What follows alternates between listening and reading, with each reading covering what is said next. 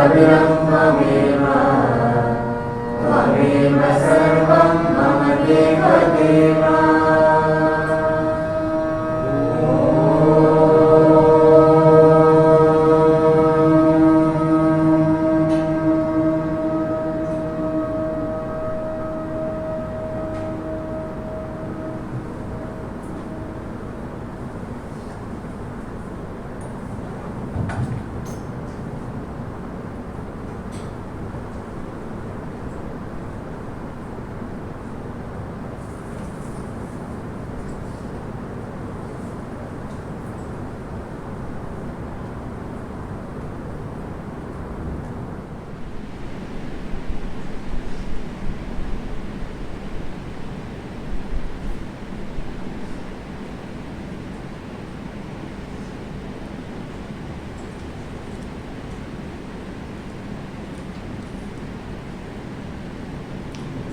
সংস্কৃত মন্ত্রের মধ্যে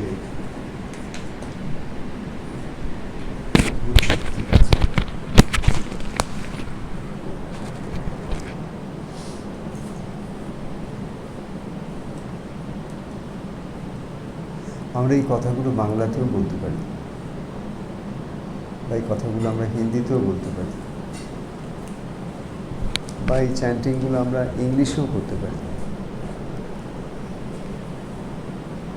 কিন্তু এই যে কোন অনাদিকাল থেকে ভারতবর্ষের মাটিতে এইভাবে যে গুরুর প্রশস্তি গাওয়া হয়ে আসছে, এর কোনো হিসেব কিতাব আমরা কেউ করতে পারি না।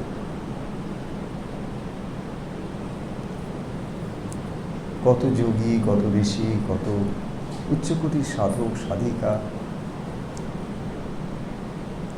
তাদের সকলের কাছ থেকে কিন্তু আমরা একটা কথাই শুনতে পেয়েছি, সেটা হচ্ছে এটাই, তুমি যত সাধ্য সাধনাই করো না কেন, গুরুর কৃপা ব্যতীত অজ্ঞান নাশ সম্ভব নয়। আর এই অজ্ঞানটা কি? অজ্ঞান হচ্ছে আমার দেহবোধ। অজ্ঞান একটাই, আমি আত্মা, এটা আমার বিস্মরণ হয়ে গেছে, আমি ভুলে গেছি। কবে ভুলেছি জানি না, কিন্তু ভুলে গেছি। যেমন একটা মানুষের স্মৃতি লোপ পেয়ে যায়, সে কিছুটা মনে আনতে পারে না কথাটা, ঠিক তেমনি আমি দেহ, এই বোধটা কত জন্ম ধরে এই বোধেই আমার আসা যাওয়া, কত শরীরের মধ্যে আসা যাওয়া, কত জনির মধ্যে দিয়ে আমাদের ওই আমি দেহ, এই বোধ নিয়ে আসা যাওয়া। তাই এই শরীরে যখন এইবারও এসেছি, সেই একই বোধ এখনও আমাদের সাথে সাথে রয়েছে। কি? আমি দেহ। আর একটা বোধ আমাদের সাথে সাথে থাকে, সেটা হচ্ছে এই যে ভেতরে আমার চিন্তা ভাবনা, এগুলো আমার। আরেকজনের চিন্তা ভাবনা, ওটা তার, ওটা আমার না, ওটা তার। তাহলে আমার একটা হয়ে যায় আর তার একটা হয়ে যায়। তার মানে কোথাও একটা পৃথকত্ব এসে গেল, একটা ব্যবধান এসে গেল, আলাদা আলাদা ফারাক হয়ে গেল একটা। এই সব কিছুর মূলে কিন্তু একটাই, যখন আমি দেহ হই তখনই আমার ব্যবধান আসে। যখন আমি দেহ হই তখনই পৃথকত্ব বোধ আসে। আলাদা আলাদা, সব পৃথক, সব আলাদা। এই পৃথক বোধ, এই আলাদা বোধ, এটা দাঁড়িয়ে আছে কিসের ওপরে? আমার দেহবোধের উপরে। আমি যখন দেহ, তখনই এগুলো সব এরম এখন হয়। কিন্তু আমি যদি আস্তে আস্তে করে আমার মনটাকে একটা গভীর শান্ত অবস্থার মধ্যে নিয়ে যেতে পারি, তখন কি আমার এরকম থাকে? থাকে না। তখন কোথায় যেন একটা অদ্ভুত ঐক্য টান এসে যায়, সব কিছু এক হয়ে যায়। আলাদা আলাদা ব্যাপারটা একটু একটু করে সরতে সরতে, অর্থাৎ যত তুমি আত্মার দিকে যেতে সক্ষম হও, তত তুমি অনুভব করো যে সমস্ত ব্যবধানগুলো খসে পড়ছে, সমস্ত বৈষম্যগুলো খসে পড়ছে, সমস্ত সেন্স অফ সেপারেশনসগুলো একটু একটু করে ডিসলভ করছে, সমস্ত যা কিছু ডিফারেন্সেস আমি দেখি সেগুলো কোথায় যেন আস্তে আস্তে করে এক হয়ে যাচ্ছে। কখন? যখন আমার মনটা শান্ত হয়।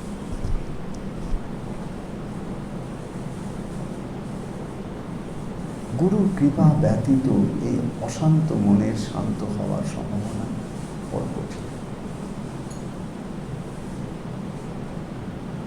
তখন একটা সাধন ভজন সেটা একটা জিনিস, কিন্তু ঐশ্বরীয় কৃপা এটা একটা এমন বাতাস যে সেই পালে ওই বাতাস লাগলেই নৌকাটা তরতর করে চলতে থাকে। কিন্তু যতক্ষণ না পালে কৃপার বাতাস লাগে ততক্ষণ নৌকা সেভাবে চলতে পারে না। খালি দাঁড় টেনে টেনে চালানো বড় কঠিন।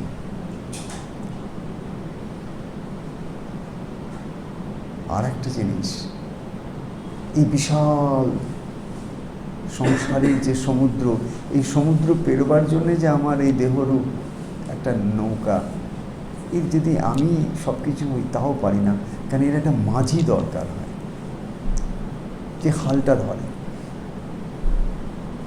সে হাল ধরারও একটা লোক চাই, আমার জীবনতরীর একটা হাল ধরার লোক চাই। সেই হালটাও কার হাতে থাকে? সেটাও একজনের হাতে থাকে, যিনি পথটা চেনেন, যিনি এই পথে স্টিয়ার করে নিজে গেছেন। তার একমাত্র ক্ষমতা আছে আমাকেও পথ দেখিয়ে নিয়ে চলে যাওয়ার। এছাড়া যে যে পথ চেনে না, সে সেই পথে আর কোনো পথিককে নিয়ে যেতে সক্ষম হয় না। সুতরাং এটা এই নয় যে আমি 4টে বই পড়লাম, 4টে শাস্ত্র পড়লাম, 4টে সৎসঙ্গ শুনলাম, 4টে সাধুসঙ্গ করলাম, অমনি জেনে ফেললাম পথটা কি। না, তুমি একটা ওপর তোমার একটা ভাষা জ্ঞান হয় যে এটা এরকম, এটা এরকম, এটা এরকম। কিন্তু এই ভাষা জ্ঞানগুলো হলেও তুমি কিন্তু পরিষ্কার দেখতে পাও না যে এই যে উত্তাল তরঙ্গ, এই যে সমুদ্র, এর মধ্যে দিয়ে আমি কি করে যাব, সেই পথটা তুমি নিজে একা সঠিক কিন্তু নির্ধারণ করতে পারো না। হয়তো কিছুটা পথ এগিয়ে যাবে, তারপরে মনের সন্দেহ আসবে, আমি কি ঠিক এগোচ্ছি? যদি ঠিক এগিয়ে থাকি তাহলে আমার এরকম কেন হলো, বা ওরকম কেন দেখলাম, বা ওই যে সেদিন একটা স্বপ্ন দেখলাম, সেই স্বপ্নটা আমার কেন হলো? যত মানুষ এগোয় তত তার কাছে কত রকমের যে প্রশ্ন আসে, এবং এই প্রশ্নগুলো যদি তার নিজের মন থেকে সমাধান খোঁজে বা 4টে বই ঘেটে সমাধান খোঁজে, পেতে পারে, উত্তর পেতে পারে। কিন্তু সেই উত্তর পেলেও সেটা যে সঠিক উত্তর সেটাই বা কে বলবে?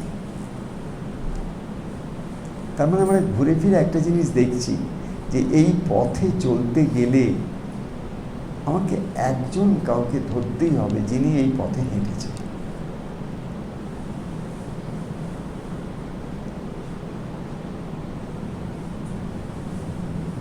তাই আমাদের দেশে এই যে গুরু স্তুতি, স্বয়ং যিনি আদিগুরু তিনি বলছেন, এই নয় যে অন্য কোনো সাধক সাধিকা যোগী ঋষি আর কেউ লিখেছেন বা আর কেউ বলেছেন, সেটা গুরু পরম্পরায় চলে আসছে, তা নয়। এই গুরু স্তুতি স্বয়ং দেবাদিদেব মহাদেব নিজে স্তুতি করছেন, দিয়ে মাকে শোনাচ্ছেন, পার্বতী মাকে শোনাচ্ছেন, শুনিয়ে বলছেন যখন যে এই স্তুতি পাঠ করে তার মর্মার্থ বোঝার চেষ্টা করবে এবং একটু হলেও গুরুগত প্রাণ হবে, একটু হলেও গুরুকে ভালোবাসতে শিখবে, গুরুর প্রত্যেকটি ইঙ্গিতের মধ্যে সে একটা কল্যাণের হস্ত দেখতে পাবে। নিজে কি হবে, নিজে কি হবে সেই ভাবনা থেকে সরে গিয়ে গুরু যেটা দেখাচ্ছেন সেটাকে দেখবার চেষ্টা করতে হবে। কিছুটা এরকম, যেদিন আমি গুরুর চোখ দিয়ে জগৎ দেখি তখন আমার কাছে জগৎটা সম্পূর্ণ আলাদা দেখায়। যখন আমি নিজের অহং কর্তৃত্বের চোখ দিয়ে আমি যতটুকু বুঝেছি, আমি যতটুকু পড়েছি, আমি যতটুকু জেনেছি, সেই কন্ডিশন মাইন্ড নিয়ে আমি যতক্ষণ এই জগৎ দেখি, 5 জনকে দেখি, 5 জনকে বিচার করি, জগতের আর 5টা জিনিসকে বিচার করি, সব কিছুর মধ্যে কোথাও যেন আমার একটা স্বচ্ছতার অভাব আসে, পরিষ্কার দেখতে পাই না। কিন্তু গুরুর দৃষ্টি দিয়ে যদি আমি দেখি তাই আমাদের আদিগুরু কি বলছেন, যে তুমি যত গুরুগত প্রাণ হবে, গুরুনিষ্ঠ হবে, গুরু চিন্তনে থাকবে, অর্থাৎ সেই এক সত্য বই দ্বিতীয় নাস্তি, আর কিছু নেই, সেই জ্ঞানে, সেই সত্য প্রতিষ্ঠার জ্ঞানে তুমি এগোবার চেষ্টা করবে। তোমার মধ্যে কী হবে, গুরু অর্থাৎ তোমার মধ্যে যে অজ্ঞাননাশক একটা পজিটিভ পাওয়ার আছে সেটা জেনারেটেড হবে। তোমারই মধ্যে নেগেটিভ এনার্জি জেনারেশনের যেমন একটা কোথাও একটা ব্যবস্থা আছে, ঠিক তেমনি ওটাকে অল্টার করে আবার পজিটিভ এনার্জি জেনারেট করারও একটা কোথাও কোডিং আছে, কোথাও একটা চাবিকাঠি আছে, কোথাও একটা কিছু আছে যেটাকে ঘোরালে একটা মানুষের চিন্তা ভাবনাটা পজিটিভ লাইনে যেতে আরম্ভ করে। একটা নেগেটিভ সিচুয়েশন, নেগেটিভ ঘটনা, নেগেটিভ একটা কিছু, তার থেকে হঠাৎ করে সে ওই যেই চাবিকাঠিটা ঘোরায়, অর্থাৎ একটু শিফট অফ কনসিয়াসনেস করে, চেতনার স্তরটাকে একটু পাল্টে নেয়, একটু বাঁকটাকে ঘুরিয়ে দেয়, নতুন করে দেখে, তখন সেই গুরুর কৃপা শক্তিটা কীরকম, জ্ঞানাঞ্জন শলাকায়া চক্ষুর উন্মিলিতম येन। একমাত্র গুরুর কৃপা সাপেক্ষ হয়ে যদি আমি কোনো সমস্যাটাকে দেখি, গুরুর কৃপা সাপেক্ষ হয়ে কোনো সমস্যাটাকে দেখছি, এই নয় একটা সমস্যাকে আমি সমস্যা দেখছি, কী হবে করছি, কিন্তু সবটুকুর মধ্যে আমার জ্ঞান বুদ্ধি কাজ করছে, এর বাইরে কিছু কাজ করছে না, অর্থাৎ আমার কর্তৃত্ব সেখানে ভীষণভাবে বলবৎ। যেখানে আমার কর্তৃত্ব আছে সেখানে ঈশ্বর কখনো হাত দেন না। ঈশ্বর হাত দেন না এই জন্যে তিনি ভাবেন, ও আচ্ছা তুই পারবি, তা তুই করে নে।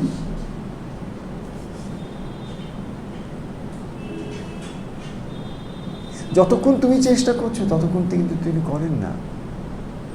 যতক্ষণ দ্রৌপদী নিজের বস্ত্রটাকে তার সমস্ত শক্তি দিয়ে ধরে কোনো রকমের দুঃশাসনের হাত থেকে বাঁচতে চেষ্টা করেছেন, একটা হাত তার কাপড়ের খুঁটে আছে আর একটা হাত তুলে কৃষ্ণ কৃষ্ণ করছে, যতক্ষণ ওই এক হাত দিয়ে কৃষ্ণকে ডেকেছে, পাগলের মতন ডেকেছে, কৃষ্ণকে সে দেখতেও পায়নি, কৃষ্ণের কোনো কৃপাও অনুভব করতে পারেনি। কেন? তার একমাত্র কারণ ছিল হাতে তার নিজের চেষ্টা ছিল, হাতে তার নিজের কর্তৃত্ব ছিল, নিজেকে বাঁচাবার একটা প্রয়াস ছিল। কিন্তু যখন সে ওই মুহূর্তটায় পৌঁছালো, যখন সে বুঝতে পারলো যে না, ওর শক্তি অনেক বেশি, মানে negative diabolic evil power is more powerful, once you are convinced, তখন তুমি কি করবে, তখন তোমার পাওয়ারটাকে অনেক গুণে বাড়াতে হবে, তবে তুমি ওই ইভিলটাকে তুমি সাবডিউ করতে পারবে বা ট্রান্সফর্ম করতে পারবে। দুটোর মধ্যে একটা, না হলে সম্মুখ সমরে ফ্রন্টাল অ্যাটাকে ও তোমায় হারিয়ে দেবে। কেন? দানবের শক্তি এত বেশি, নেগেটিভ পাওয়ারের এত নেগেটিভ ইমোশন যখন তোমাকে ধরবে, একটা যে কোনো ব্যাপারে যদি কোনো নেগেটিভ ইমোশন তোমাকে ধরে একবার, ওর এত ক্ষমতা তোমাকে নাড়িয়ে রাস্তায় ফেলে দেবে, এটা তার পাওয়ার আছে। That's the reason most people succumb two negative energies. পৃথিবীতে যত মানসিক বিকার তার পেছনে একটাই আছে, people so at some point they cannot manage themselves. Emotion, when it is negatively anchored, becomes so powerful. পথ চেনা বড় কঠিন, সেই সময় নিজেকে বাঁচানো বড় কঠিন, নিজেকে তোলা বড় কঠিন। তাই জন্য কি, তোমাকে এমন একটা কোনো পাওয়ার হাউসের সঙ্গে কানেক্ট করতে হবে যে তোমার ওই লেভেলের পাওয়ারটাকে হাই করে দেবে, বাড়িয়ে দেবে। ঊর্ধ্বে আত্মনাত্মান, তোমাকে তোমার আত্মাটাকে ওপরে তুলতে হবে। তা নাহলে কী হবে, না আত্মান অবসাদায়, ইনভেরিয়েবলি তোমার আত্মা অর্থাৎ তোমার মন অবসাদগ্রস্ত হয়ে যাবে, ডিপ্রেশনে চলে যাবে। আর যখনই তোমার মন ডিপ্রেশনে যাবে, একবার মন যদি ডিপ্রেশনে যেতে আরম্ভ করে, এটা অলমোস্ট একটা পাহাড়ের উপরে গিয়ে যদি একটা পাথরকে তুমি ওপর থেকে ফেলে দাও, ও যখন নিচে যায় কীভাবে যায় দেখেছো? যত নিচে যায় কী হয় বলো তো, ওর ফোর্স বেড়ে যায়, মোমেন্টামটা আরও ফাস্টার হয়, ওই পাথরটার ওজনটা আরও ভারী হয়ে যায়, তাই না? Same is the case with our thoughts. যে কোনো নেগেটিভ সিচুয়েশনে একবার ওই পাথরটা যদি গড়াতে আরম্ভ করে, মানে নিচের দিকে পড়ে, স্লিপ করেও যদি নিচে হাত থেকে স্লিপ করেও যদি, মানে তোমার অজান্তে, তোমার অবশ অবস্থায়, তোমার অচেতন অবস্থায় তোমার মনটা যদি হাত থেকে পুট করে যদি সরে যায়, এবার পড়তে আরম্ভ করবে। যখন পড়বে তখন তুমি কিন্তু বুঝতে পারবে না। কখন বুঝতে পারবে? যখন দেখছো তোমার আর কিছুই ভালো লাগছে না, মনে হচ্ছে জীবনটার কোনো অর্থ নেই। তার মানে তখন কিন্তু তোমাকে অবসাদ ধরে ফেলেছে। এই যে বললাম demonic, diabolic, evil power is more powerful. তুমি তো ভাবতে পারো এতদিন তাহলে আমি যে ঠাকুরকে এত স্মরণ করলাম, এত ডাকলাম, এত কিছু করলাম, তাহলে তো আমার তো সেগুলো কোনো কাজে লাগলো না। বলে হ্যাঁ, কাজে লাগবে, কিন্তু ঠাকুর কি বলছেন না, ঊর্ধ্বরে আত্মান না আত্মান অবসাদায়, তুমি আত্মাকে অবসাদগ্রস্ত হতে দিও না। উনি তো বলছেন, উনি তো একটা ইনস্ট্রাকশন দিচ্ছেন তোমাকে, উনি তো তোমাকে বুদ্ধি দিচ্ছেন, উনি তো তোমাকে পথ চলার খোরাক দিচ্ছেন, তুমি সেটা শুনবে না। খেয়াল করো কখন তোমার আত্মাটা অবসাদগ্রস্ত হতে আরম্ভ করছে, ঠিক সেই মোমেন্টকে ধরো। তা নাহলে ও একবার গড়িয়ে যদি নিচে পড়তে আরম্ভ করে, ওর মোমেন্টাম বাড়তে থাকে, ওর ওয়েট বাড়তে থাকে, ওর ভেলোসিটির সঙ্গে ওর মাস বাড়তে থাকে, তাই না? তো আমাদের মনটাকে যদি আমরা রক্ষা করতে চাই, ঠিক এইভাবেই রক্ষা করতে পারি যে আমরা ওই পাথরটা হাত থেকে ফেলবার আগে আমি একটু সজাগ হয়ে যাব। তাহলে আমি তখন কী করবো? তখন এইটাই, আমি যখন বুঝতে পারছি যে আমি মনে হচ্ছে না একটু মেঘ মেঘ মেঘ মেঘ হচ্ছে, কি জানি বৃষ্টি নাও আসতে পারে, ভাবতে পারি আমি। আবার আমার ঘরের ছোট্ট ছেলেটা আমার বলতে পারে, বাবা তুমি বেরোচ্ছ? বলে হ্যাঁ একটু বেরো, ছাতাটা নিয়ে যাও।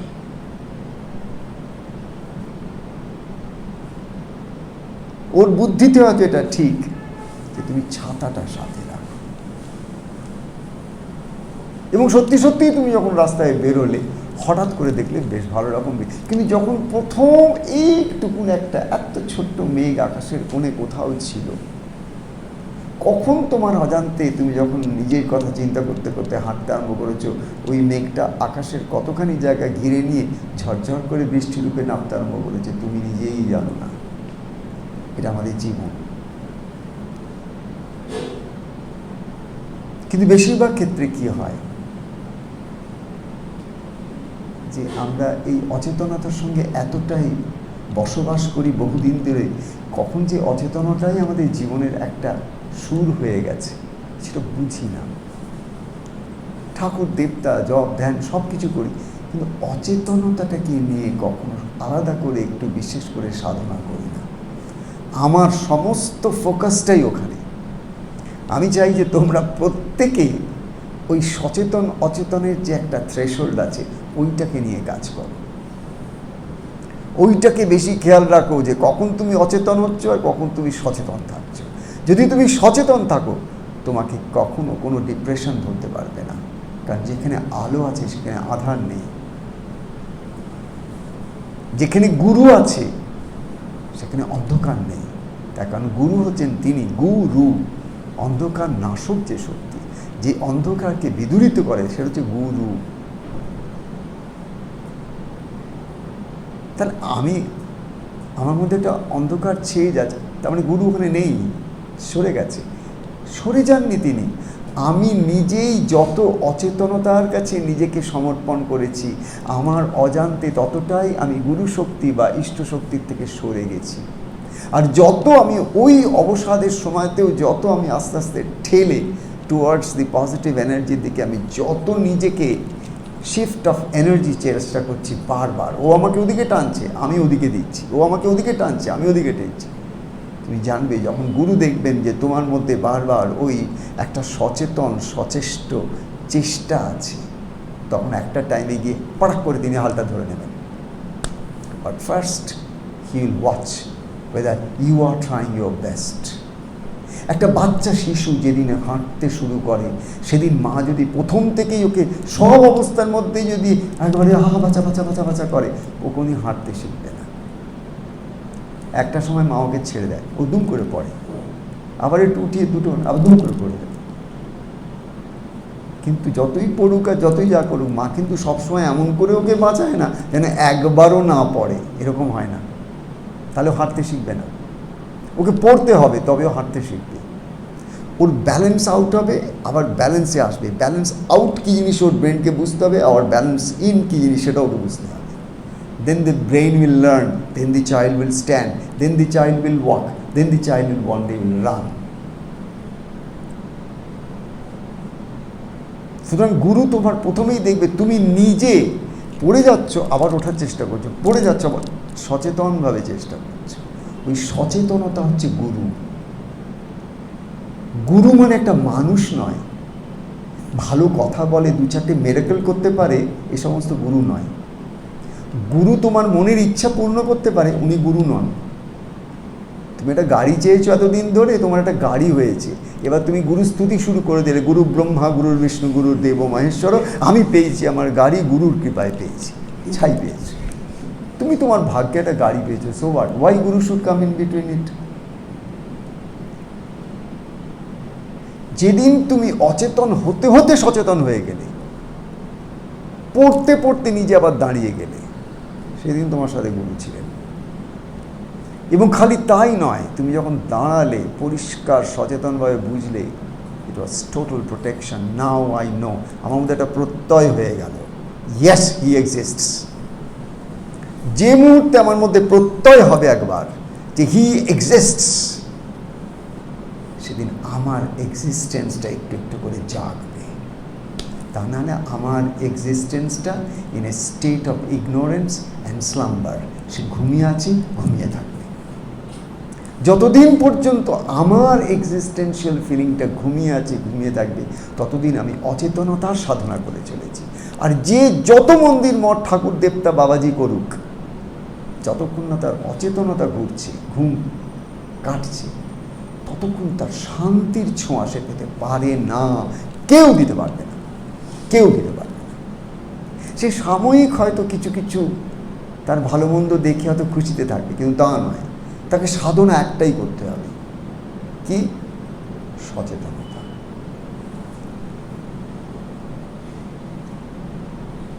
যখন কোনো মানুষকে সাপে কাটে না, যদি খুব বিষাক্ত সাপ হয়, শুনেছি দেখিনি,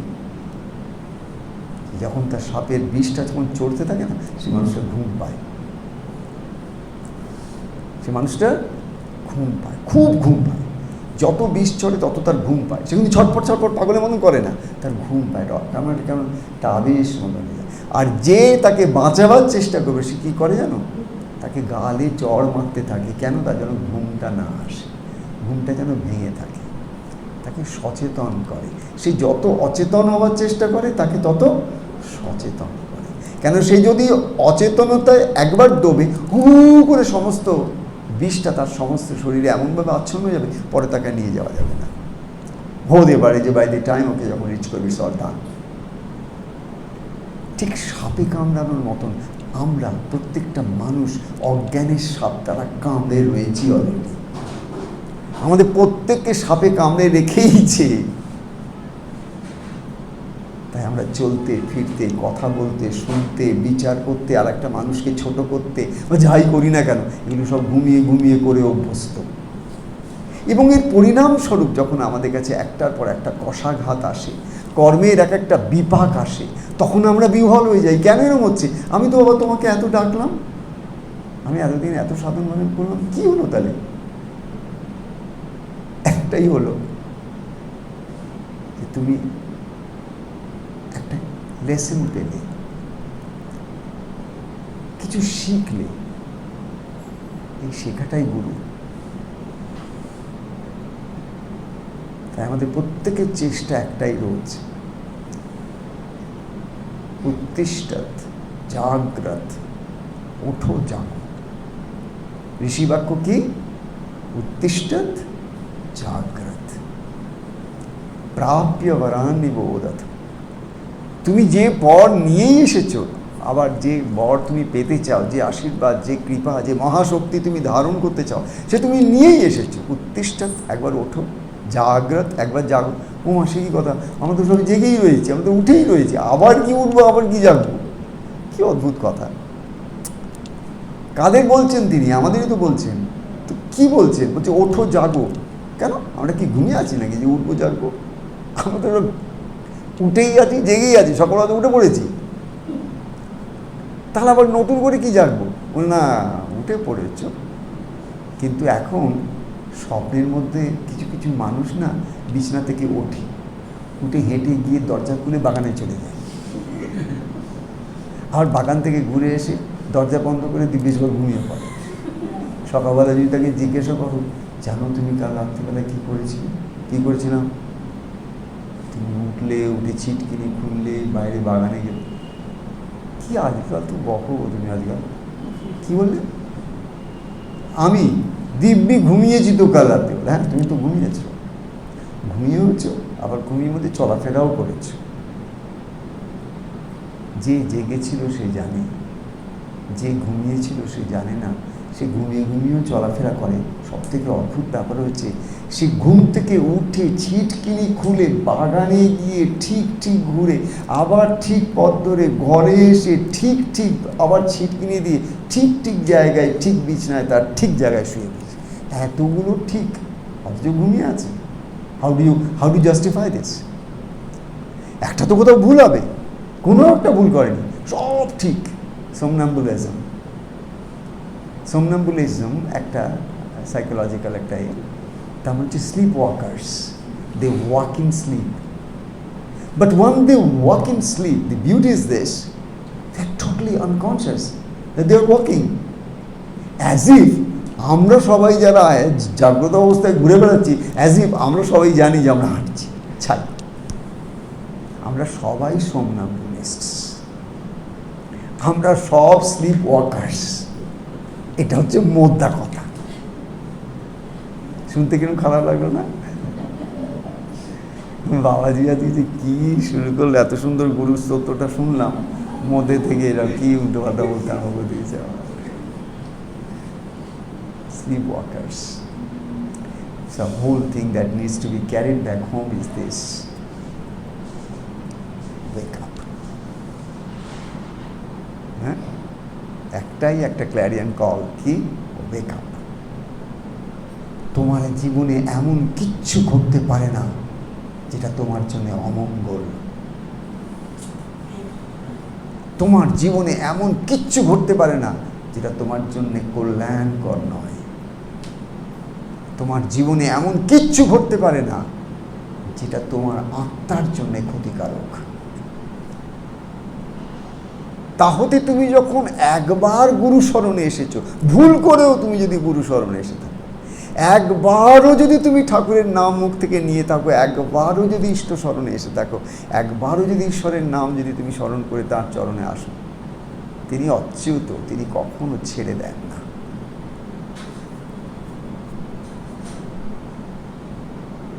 এবং তিনি তোমার সাথে থাকবেনই। কেন? তোমার শ্বাস প্রশ্বাস চলছে। তিনি যদি তোমার সাথে না থাকতেন, তোমার শ্বাস প্রশ্বাস শেষ। দ্য ভেরি ফ্যাক্ট যে তিনি আছেন তোমার সাথে, তার প্রমাণ হচ্ছে তুমি শ্বাস নিচ্ছ, শ্বাস ছাড়ছো। কারণ তোমার শ্বাস নেওয়া বন্ধ যেদিন হয়ে যাবে, সেদিন তোমার এই শরীরটা বেশিক্ষণ রাখা হবে না, জ্বালিয়ে দেওয়া হবে। তিনি আছেন, তাই কেউ জ্বালাবে না। জানো, হসপিটালে একটা জীবন্ত মানুষকে তোমরা যখন দাও না, তার কত তার নাম ঠিকানা কত কিছু লেখে ওরা। হসপিটালে যখন দেয়া হয়, তার নাম, তার বয়স, তার এই, তার ওই, তার কেস, তার স্টাডি, তার হ্যানা, তার ত্যানা, কে তার বাবা, কে তার মা, কে তার ঠাকুরদাদা, সব হিস্ট্রি লেখা হয়। লোকটা যখন মরে যায় না, তো ডাক্তাররা কী করে জানো? তাড়াতাড়ি করে বডিটা নিয়ে যান। চাপ বাবা, তো নাম ধাম ঠিকানা কী সব চলে গেল। মৃত্যুর সাথে সাথে এতগুলো টাইটেল সব হাওয়া। একবারও বললো না, ওই নামটাও বললো না।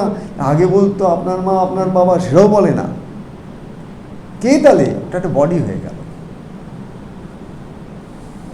এটাই মাঝে মধ্যে না চিন্তা করি। এই একটা জিনিস চিন্তা করলে না, তখন পৃথিবীর অসারত্বটা খুব সহজে বোঝা যায়, যে কী জিনিসকে আঁকড়ে ধরে আমরা কেন সুখের চিন্তা করছি, কেন সুখের স্বপ্ন দেখছি। যেখানে এক মুহূর্তে একটা নাম ঠিকানা উদাও হয়ে গিয়ে সেখানে একটা বডি হয়ে যেতে পারে, একটা লগ অফ উড হয়ে যেতে পারে, একটা পাথরের টুকরো হয়ে যেতে পারে। তার এত ব্যাপার, সেটাকে নিয়ে এত হই। So what we need to do is two wake up. We need to wake up. ও আমাকে না, আজকে যদি একটাও যদি নাম না করি অস্থির করে ছেড়ে দেবে। আমি ওকে অনেক ডেকে কিনে আনিয়েছি। ও আমরা যখন শুরু করিনি, আমি যখন ওখানে বসে আছি ট্যাং ট্যাং ট্যাং ট্যাং করছে তখন থেকে, মানে ও বাঁধছে আর কি। ও বলতে চাই যে আমি বাঁধছি, কিন্তু আমি ওখানে বসে বসে ভাবছি, ও আমাকে বলছে বাবা আমি কিন্তু এসেছি। আর একটা জিনিস ও বলছে যে তুমি কথা বলতে শুরু করবে না, তুমি আগে গান গাইবে, তবে যা বলবার করবে। কেন আমি যদি একবার কথা শুরু করি ওর বুক ধুকপুক করে, কেন জানি এর শেষ নেই। আর যখন শেষ হবে তখন 2 মিনিট সময় থাকবে, উঠে বলে পালিয়ে যাবে। মানে ওর দিকে আমি যখনই তাকাই তখনই আমার মনে হয় আজকে যদি একটাও নাম না করি তো আমার গলা থাকবে না। সুতরাং আমাকে এটা করতেই হবে, কোনো উপায় নেই। আমার সময় শেষ হয়ে যাচ্ছে, তাড়াতাড়ি করে একটা নাম ধর, আর ও খুব ভালো করে বাজাক, আর তুই করতালটাকে সুন্দর করে বাজাক, ঠিক আছে? এর সোজা হয়ে বস, that's like a good boy. চলো তাড়াতাড়ি করে ধর, 7:30টার সময় বেরোতে হবে।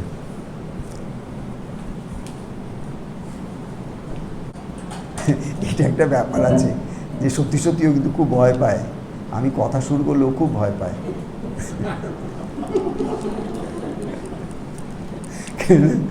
কেন বাবা একটা কথা দিয়ে শুরু করবে, মানে যে কোনো একটা কথা, একটা যে কত সংখ্যায় সেটা গিয়ে দাঁড়াবে কেউ আজ অব্দি কোনো হদিশ করতে পারেনি। একটা কথা 1 কোটি কথাতেও চলে যেতে পারে। হয়তো একটা কথা বললো রাম, এবার রামকে নিয়ে যে কোথায় চলে যাবে আর কোনো ঠিক ঠিকানা থাকে, মানে ধরে এনে আবার মানে ব্যাক করানো কঠিন।